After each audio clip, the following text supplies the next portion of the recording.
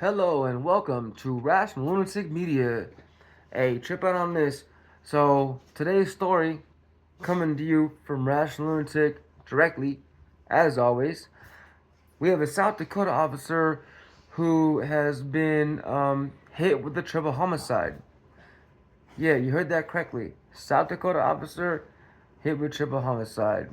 So, before we get into that story though, kick that like button, punch that subscribe button, flick that ding notification bell so you can stay up to date on all my latest content. And if you're on TikTok and this video goes a little too long, jump over to YouTube. You can catch the full video there. If you really want to know about the most heinous acts done by the most heinous cops, judges, and officials, Samuel, leave that cat alone now. Hit my Patreon, linked in my YouTube. God dang. Freaking dogs messing with the cat. Anyway, poor cat's got diabetes, and yeah, that's not acceptable. Anyway, not safe for life news, $5 a month, members only, on my Patreon, linked in my YouTube. With that being said, let's get into this little juicy nugget, shall we? Let's go. Alright.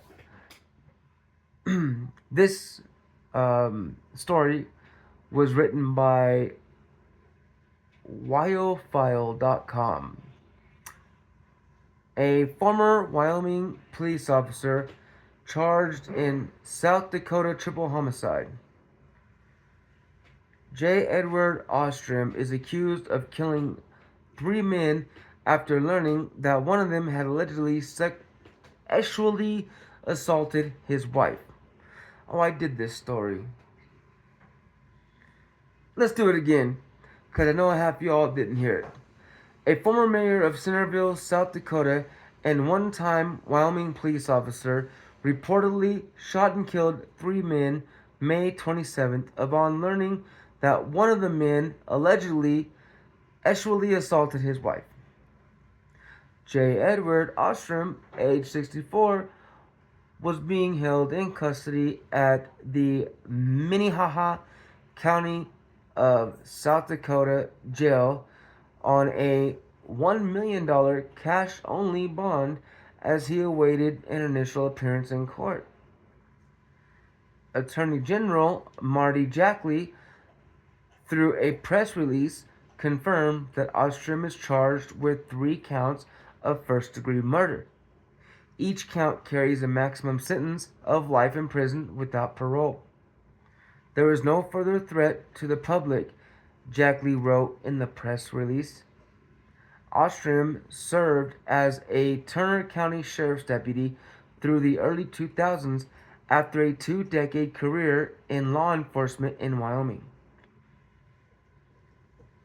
He previously worked for the Gillette Police Department in 2001, he and another officer shot and killed a man suspected of domestic violence. The man's wife later sued Ostrom and others over the shooting, which her lawyers argued amounted to excessive force because the man was in a truck in his own garage at the time. A judge later dismissed the suit. Ostrom, now age 64, also shot and killed someone while on duty in 1994, according to the Gillette news records. Authorities later determined both shootings were justified.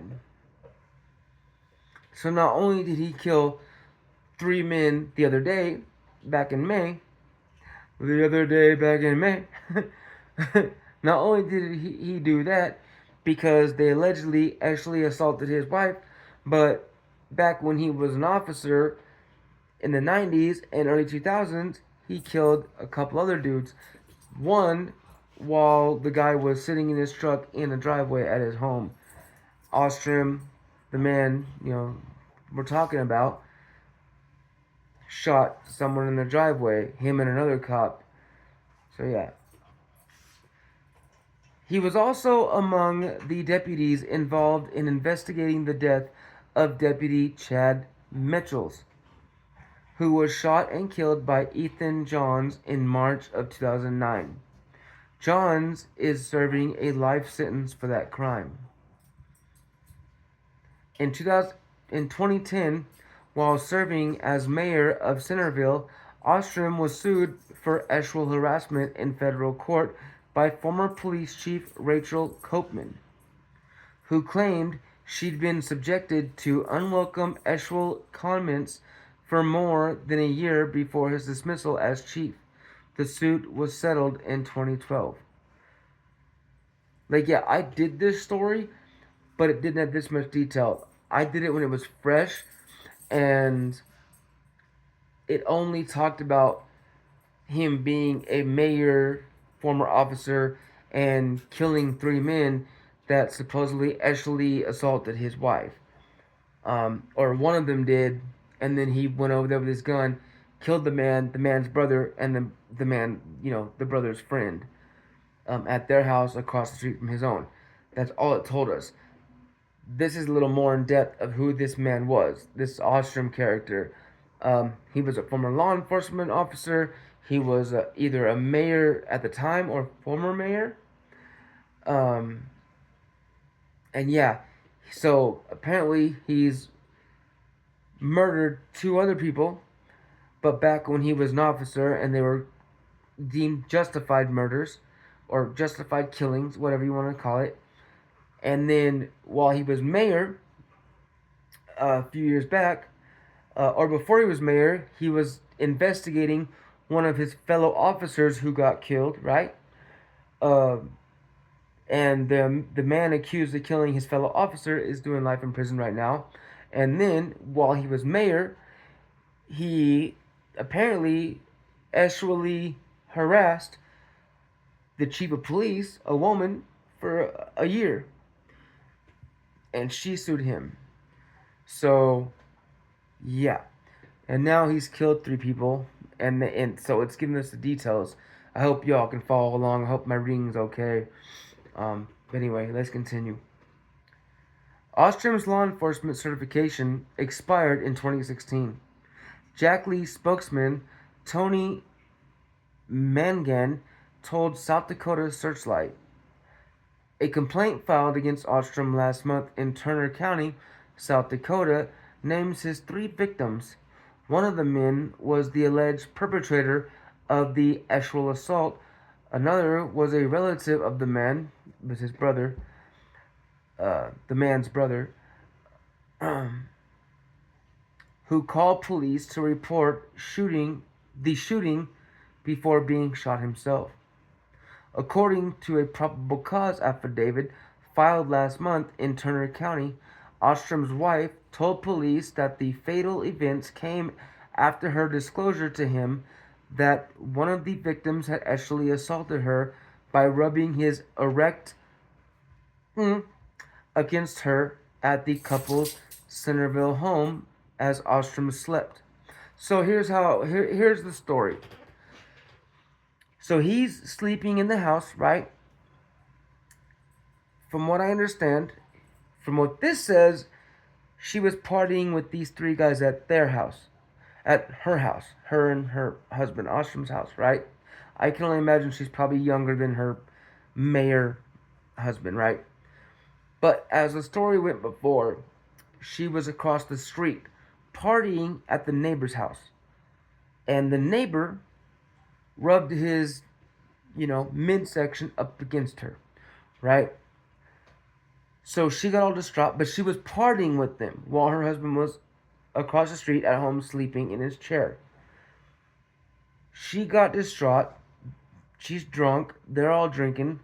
So we don't know what really happened. All we know is that she ran home, woke her husband up, crying hysterically, and said, "This man sexually assaulted me."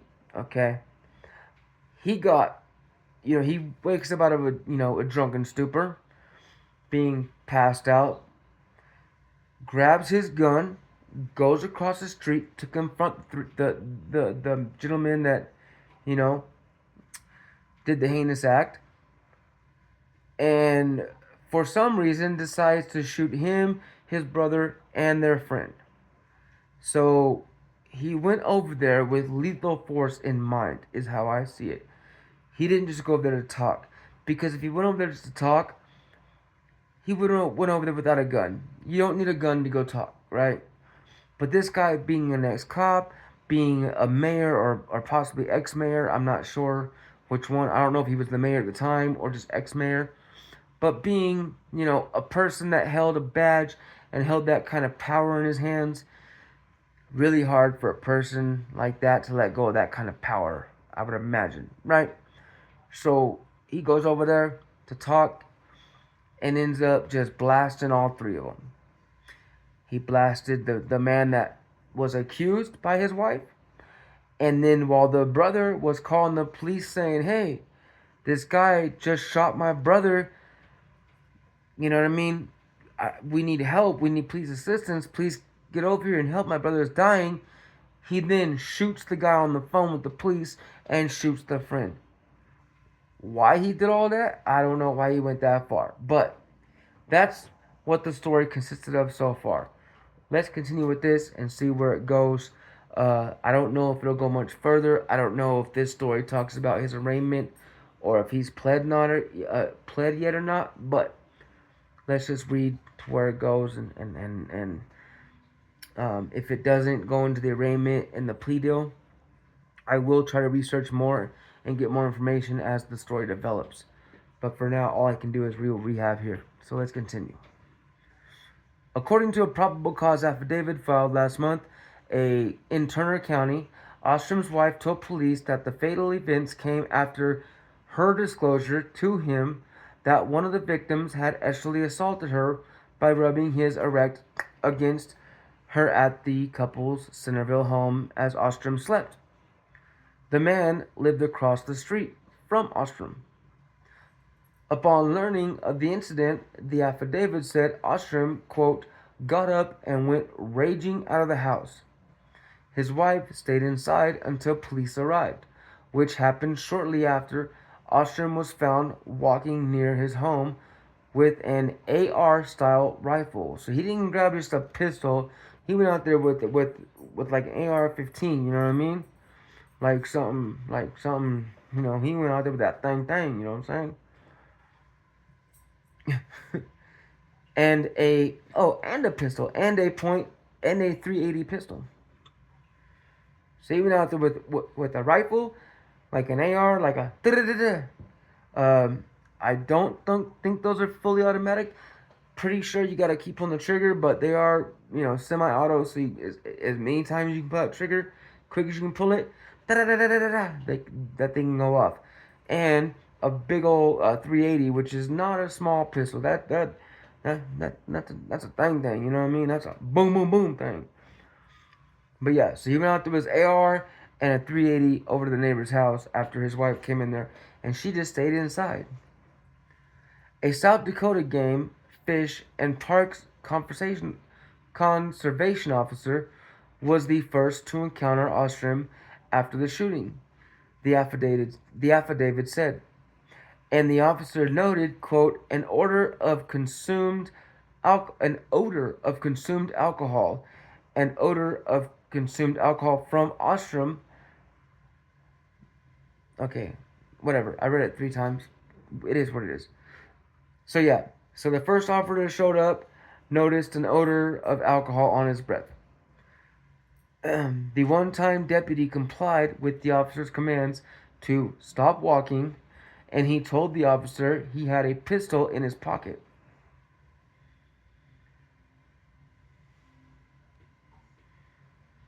Really? Is that all they have? That's how they ended it? Yeah, so we still don't know how the court went. I can only imagine, like, when you get an actual attorney, they get the dates pushed back, especially if you're able to either bail out of jail or not go to jail. If you're looking at actual jail time, a lot of times your attorney will do what he can to get those dates pushed back, so you can stay out longer to get your affairs in order, to get your life lined up. So that way, when you do go in, you kind of can, have your life a little bit more situated for your family, whatever, and you're a little more, you can get your mind ready, like, hey, this what's gonna happen, this is what I gotta do. Him being an ex-cop and a mayor, though, bro, better hit that PCR, because if he don't, bro, like, I can only imagine what's gonna happen to him. He's gonna get stuck real quick, depending. Wyoming? Now, see, I don't know. The Wyoming might not be too bad. It was Wyoming. Wyoming, I don't know. I don't know much about that area. I know, like, in the West Coast or the East Coast or Florida or like Texas down south, you hit those prison yards as an ex cop, as a um, ex mayor, bro. We've all heard the stories, and if you have, felons as friends, convicts as friends, if you grew up like that, like I did, you kind of have a grasp on what you're looking at. You know what I'm saying? Going into jail like that, but it is what it is, bro. Like, I don't know. Anyway, if you made it today with me. Thank you so much for being here. Seriously, from the bottom of my broken heart, all my little bits and pieces, thank you so much. If you haven't done it yet, hit that like and subscribe button. Uh, Hit the notification bell. And as we always say, besides the fact that it's summer still, summer's almost over though. So while it's still summer, get out there, get some sun, have some fun. And as we always say, stay healthy, stay free, and until next time, y'all, stay wild.